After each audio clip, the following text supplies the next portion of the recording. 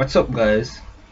Sanderson 977 here today to do a Bleach discussion video, and the title of this Bleach discussion video will be Juha Bach's True Powers.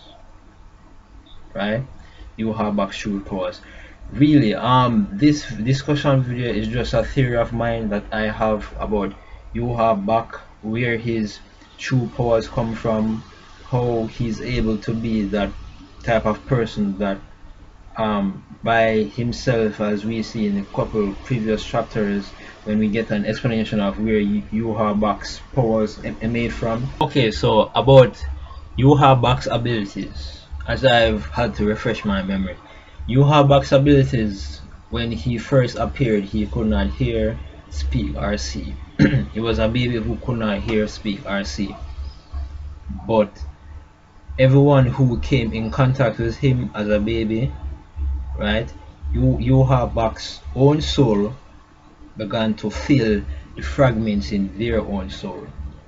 So in that sense, he was helping them temporarily, and every time that he let a portion, or he lent a portion of his soul out to someone else, they didn't live necessarily very long afterwards, and when they died, that portion of the soul that he lent out came back to him. And as these soul fragments of himself that he lent out begin coming back to him, he began to grow. He began to being able to hear and being able to see, and having his normal senses renewed, and he then began to grow more and more into a young person, and then grow into the adult that we see today as Juha Bach. So as I've been saying before, for a person like that, he's from an ability standpoint, right? Let's say that people up until before that time, from in the Serity, there's only Shinigami and Hollows, right?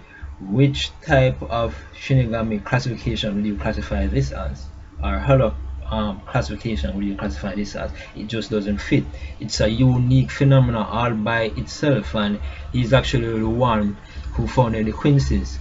Right, Quincy's are typically different from Shinigami in the fact that Shinigami, they expend a lot of their own ratio for their abilities and whatnot, and it's the same for Hollows. But Quincy, on the other hand, they don't use a lot of their own ratio. In fact, they use the ratio of their surroundings as their weapons. Shinigamis, on the other hand, use their own ratio as their weapons, right, where they use it as Ratsu for their abilities and etc. So that's a very different contrast of abilities between Quincy and Shinigami right there. And it is funny to me that in a time when there really should have just been Shinigami abilities and Shinigami abilities alone, along with Hollow abilities, having someone like Juha Bach have this type of unique ability, which sets the stone or sets the foundation for what would be Quincy abilities as we now know it currently in Bleach. It's very awkward, and for someone to have these type of abilities, in my opinion, it could not have come from anywhere else but the very top of the power scale in Bleach. Could not have come from the ordinary citizens, or the ordinary people who lived around each other in that time. These type of unique, godly, very powerful abilities could have only come from the very top of the power scale. That's not typically any Shinigami abilities, Hollow abilities, or any type of other abilities we've seen anybody else have in Bleach. And for somebody like that, you can't really kill them, quote unquote, in a normal way, as though we would expect someone to be killed or to get rid of in Bleach. For all intents and for all intentions and purposes, right, from that power standpoint, Juha Bach is basically mortal. You know, he won't literally die as the other people will die.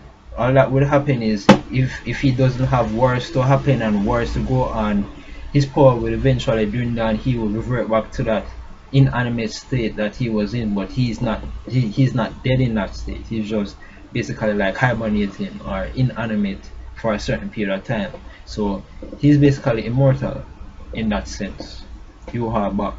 And as I've said before, his type of powers and his type of abilities, up to now we haven't seen anyone display close to this level of power and abilities from this one being. And he is also the progenitor of all Quincy's. He is the father of all Quincy's. That's where Quincy's powers emanate from. So the in you know, from Juha Bach's standpoint, he has a very unique set of abilities, a very interesting set of abilities, and he is obviously very powerful himself. Not typically Shinigami or any type of power that we've seen, right? He's the one who invented the term Quincy's, or invented the type of power line, or this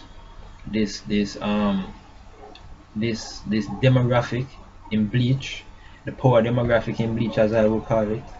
He created the demographic of Quincy's. Okay, so that's that.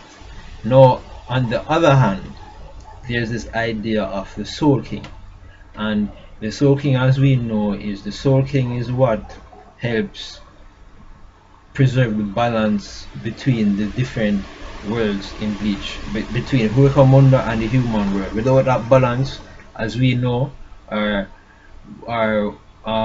as we've been told in the manga thus far, without that balance, the world will crumble and it just wouldn't be the way how it is currently. So the Soul King, on the other hand, is one who creates this balance between worlds, and his power by himself, as in, we don't know anything about the Soul King. We don't really know how he really looks. We know that he has a humanoid shape, but that's basically it. We get to see a kind of glimpse, a top half glimpse of the facial area of what would be the Soul King, but we don't know anything other than that about the Soul King. Apart from the fact that he helps maintain and controls this balance between the different various worlds in Bleach.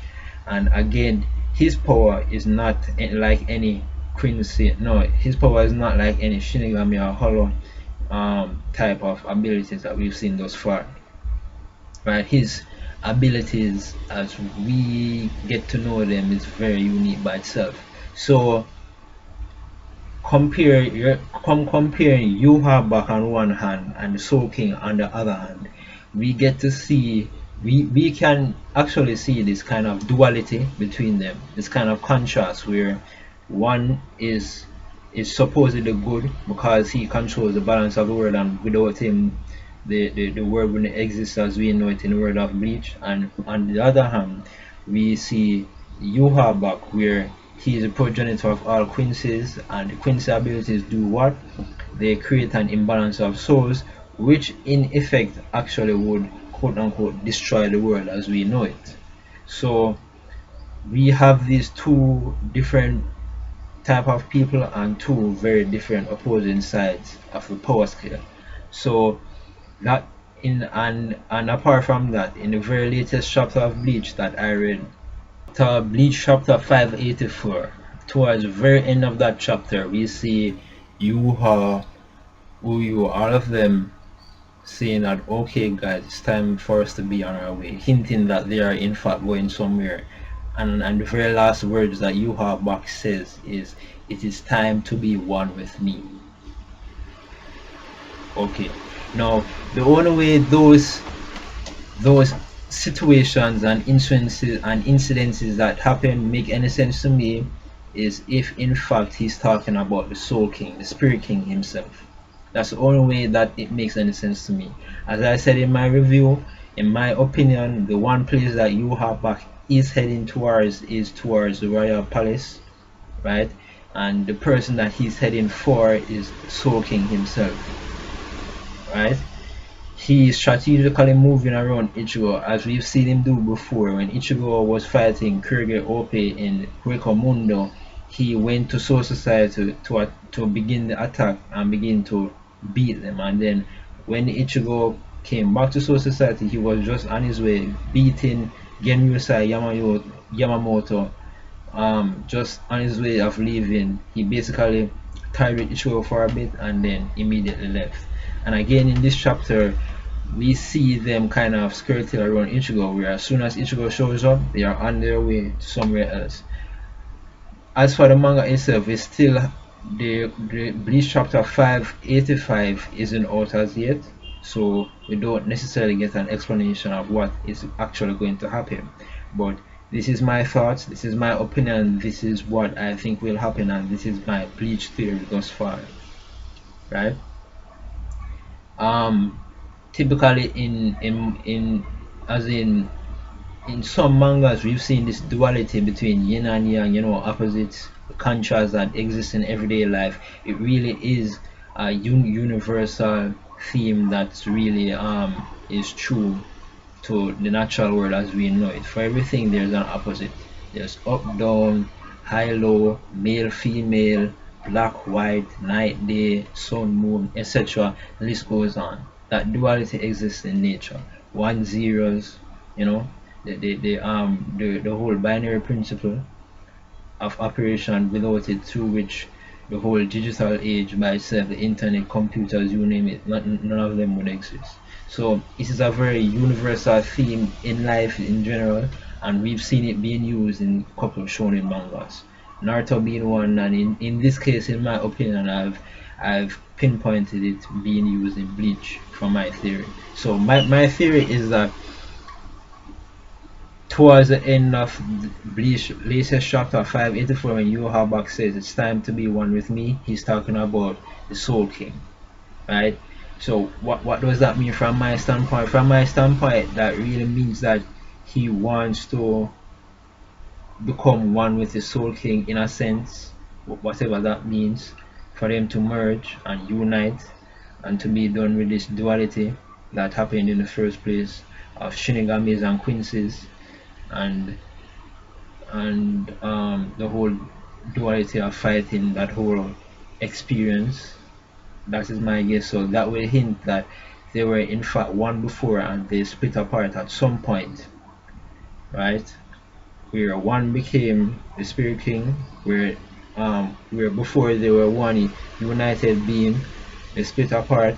One became known as the Spirit King and one became known as Juha Bach, right? So that's my thought about Juha Bach thus far, and that's my Bleach theory. Juha Bach is in fact the other half of what would be called the Soul King or the Spirit King.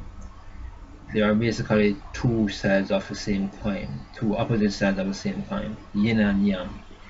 They are that duality that exists in the world of Bleach. So you can't literally have one without the other. So in that sense, in my opinion, when he says it is time to be one with me, he could be hinting, as I said, I believe he's talking about the Spirit King, and I believe that he will be heading to the Royal Palace, and along those lines there will be a showdown between him and the Spirit King. How Ichigo will play into all of that, I'm not exactly sure at this point, but that's just my theory, that's just my thought thus far. So that's it, I said it. Juha Bach is the other half, so to speak, of the Spirit King. These two guys, if you think about it from a power standpoint, are each on the opposite ends of a power scale. Each of them, they're on opposite ends of a power scale, and the unique perspective that Kurosaki Ichigo has is that he's the embodiment or a combination of these two opposing halves of the power scale. He has Shinigami powers, Quincy powers, Hollow powers, right?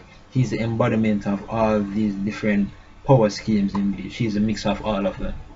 So that's a hint by itself to show the others around him that they don't necessarily need to fight against themselves. They can coexist, because hey, these powers coexist within Ichigo himself. That means that if they can coexist within one individual, why can't it coexist out in the natural world with everybody else? So as I said, I believe that Juha Bach, he's actually the other, as you would put it, like an evil twin of the Spirit King. He's the other half of Bleach's Spirit King, and right now he's going to head towards the Spirit King so that they can become quote unquote one. That's it, guys. That's my Bleach discussion video. Again, these are just my thoughts, my opinions based on the latest chapter of Bleach. This idea came to my mind and I decided to make a video about it on YouTube. So that's it, it's out there. In Bleach chapter 585, or in the next upcoming chapter, in the next coming weeks, we'll see if what I say is actually right or actually true. But I believe I am right unless proven otherwise. So that's it, guys. That's my video. That's my discussion video. So if you like my video today, if you like my videos, remember to rate, comment, subscribe. Sayonara.